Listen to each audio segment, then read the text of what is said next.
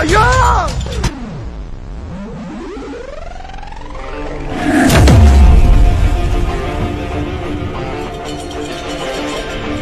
தாண்டவங்கள் தீப்படிக்க வாடி போல பால் எடுக்க